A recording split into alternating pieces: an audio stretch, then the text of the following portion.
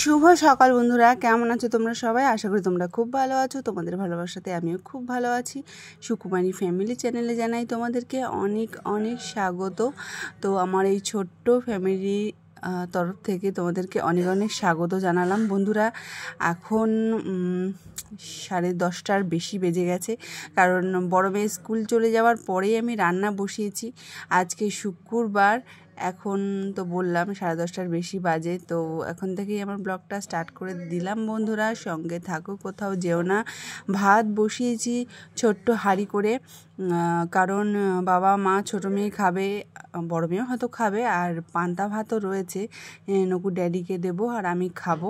তো কয়েকদিন ধরেই বলছে যে পান্তা ভাত আমাকে দাও, আমি গরমে আসি দুপুরবেলায় খেতে, ভালো লাগে না আমার গরম ভাত খেতে, তাই জন্য ওর জন্য পান্তা ভাতই রেখেছি। এদিকে দেখো ভাত টকর বকর করে ফুটছে, এদিকে মাছ ভাজা হচ্ছে। ট্যাংরা মাছ গতকালই নিয়ে এসেছিলাম, যেগুলো বড় ছিল সেগুলো করে ফেলেছি, ছোটো ছোটোগুলো আজকে করব পেঁয়াজ দিয়ে ঝাল। আর মা বলছিল কলমি শাক খাবো, তো গতকাল এনেছিলাম, সেটা রান্না করা হয়নি। তো আজকে মা কেটে দিল, তো রান্না বসিয়ে দিলাম। কলমি শাকটা শুকনো লঙ্কা ফোড়ন দিয়েছি রসুন কুচি আর কালো সর্ষে, হ্যাঁ ঠিক আছে। তো ফোড়ন দিয়ে শাকটাকে বসিয়ে দিলাম। তো যাই হোক, কুলো এখন কার কার ঘরে আছে বন্ধুরা? তো আমার মা না কুলো ভাঙলেই কুলো নিয়ে চলে আসে, আমিও অবশ্য কিনেছিলাম একবার। তো যাই হোক, আর প্রত্যেকটা তরকারিতে মিষ্টি না দিলে কিন্তু হবে না। যদিও আমার বর বাঙাল, মিষ্টি খেতে চায় না, তো আমি বলেছি খাওয়ার সময় তুমি হয়তো বাঙাল হতে পারো বা তুমি বাঙাল হতে পারো, আর যে রান্না করে সে কিন্তু ঘটি, ঠিক আছে? তো রান্নাতে তো চিনি একটু পড়বেই।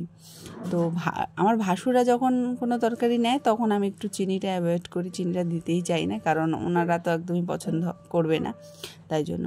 তো যাই হোক, রান্নাবান্না করে যাব নিচে। তো মা বলছে কিছু খা। সকালবেলা সেই চা বিস্কুট খেয়েছিলাম, তারপরে না আর ভালোই লাগছিল না শরীরটা, আর এতটা গরম। যখন আমাদের এই রান্নাঘরের উপরে অ্যাডভেস্টার ছিল তখন তো প্রচণ্ড গরম লাগতো, মানে টেকা যেত না। তো এখন ছাদ হওয়ার পরে এখন গরম, মানে তবু ঠিক আছে, গরমকালে তো গরম হবেই।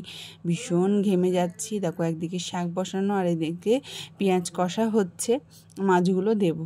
আমি আমার বরকে বললাম যে দেখো, তুমি পান্তা ভাত দিয়ে কী খাবে বলো, যা পারো করো। আর যখন দিই তখন হয় ওর বায়না। তো মা একটা রুটি রেখেছে, বাসি রুটি গতকালের, তো সেই রুটি দিয়ে এঁচোড় আর কি খাওয়া হবে। তো এঁচোড় করা হয়েছে, সেটাও তোমাদেরকে জানালাম। মনটা ঠিক একদমই ভালো নেই, কারণ কারোর কাছে, মানে কোনো কাজ করেই কারোর কাছে মন পায় না, তাই জন্য না আর কিছুই ভালো লাগে না। তো মা বলল খা, তো জোর করে মানে দিল, তাই সামনে তো খাচ্ছি। তারপরেই শুরু হয়ে গেল ঝামেলা। তো তাই জন্য আর কোনো ভিডিও করা হয়নি। এটা হচ্ছে বিকেলবেলা, আমি মাল করতে বসেছি। দুপুরবেলায় কোনো খাবারই খাইনি, শরীর মন একদমই ভালো নেই, শুয়েছিলাম। তো বড় মেয়ে আসলো, খাওয়া দাওয়া করলো, আর এই যে ছোটো মেয়ে গেছে বান্ধবীর কাছে পড়তে বসবে, মানে পড়তে যাবে আর কি, সরি।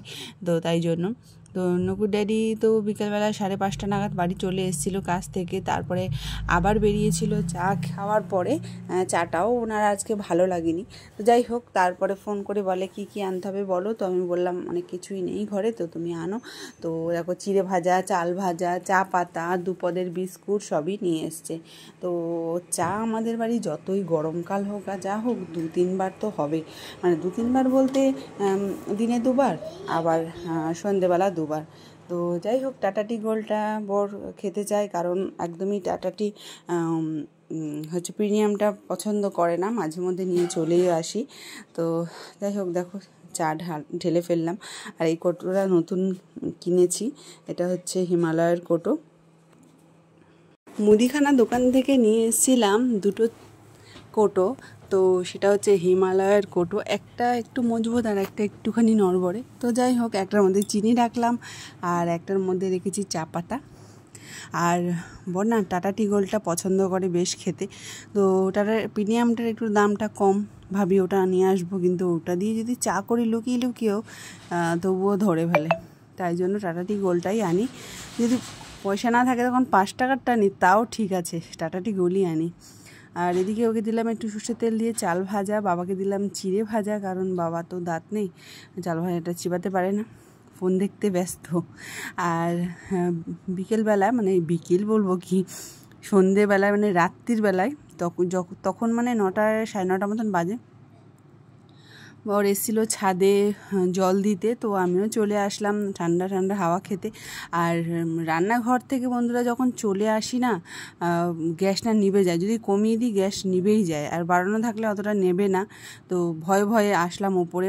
দেখো এটা তো রাতে ফোটে, বেলফুলটা ফুটেই গেছে, আর নয়নতারা তো তোলাই হয় না, তো রয়ে গেছে। তো সব গাছে জল দিচ্ছে, দেখো সারা গাছে ফুল ভর্তি, ফুটি গাছেও ফুল ফুটেছে।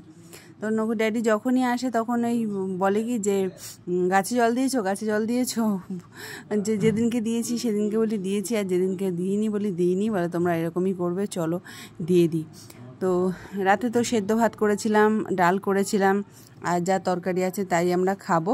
আর সবাই শুয়ে পড়েছে, লাস্ট আমি বাকি রয়েছি, মাথা ভিজিয়ে করলাম স্নান।